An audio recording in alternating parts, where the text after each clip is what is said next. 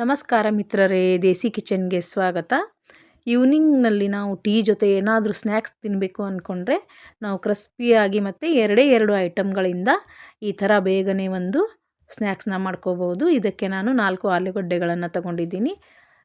4 ಆಲೂಗಡ್ಡೆಗೆ ನಾನು 8ರಿಂದ 10 ಬ್ರೆಡ್ ಸ್ಲೈಸನ್ನು ತಗೊಂಡು ಎಡ್ಜನ್ನು ಕಟ್ ಮಾಡಿ ಇದನ್ನು ಚೆನ್ನಾಗಿ ಪೀಸ್ ಮಾಡ್ತಾಯಿದ್ದೀನಿ. ಇದಕ್ಕೆ ನಾವು ಆಲೂಗಡ್ಡೆನ ಸಿಪ್ಪೆ ತೆಗೆದುಕೊಂಡು ಮ್ಯಾಶ್ ಮಾಡಿಕೊಂಡು ಮಿಕ್ಸ್ ಮಾಡ್ಕೊಳ್ಳೋಣ.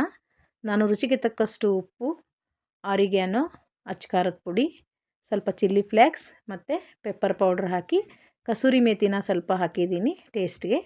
ಕೊತ್ತಂಬರಿ ಸೊಪ್ಪನ್ನು ಹಾಕಿದ್ದೀನಿ. ನೀವು ಇದಕ್ಕೆ ಬೇಕಿದ್ದರೆ ಹಸಿರು ಮೆಣಸಿನ್ಕಾಯಿನ ಕಟ್ ಮಾಡಿಬಿಟ್ಟು ಹಾಕೋಬೋದು. ನಾನು ಇಲ್ಲಿ ಬೈಂಡಿಂಗ್ಗೆ 2ರಿಂದ 3 ಸ್ಪೂನಷ್ಟು ಕಾರ್ನ್ಫ್ಲೋರ್ ಹಾಕ್ಕೊಂಡಿದ್ದೀನಿ.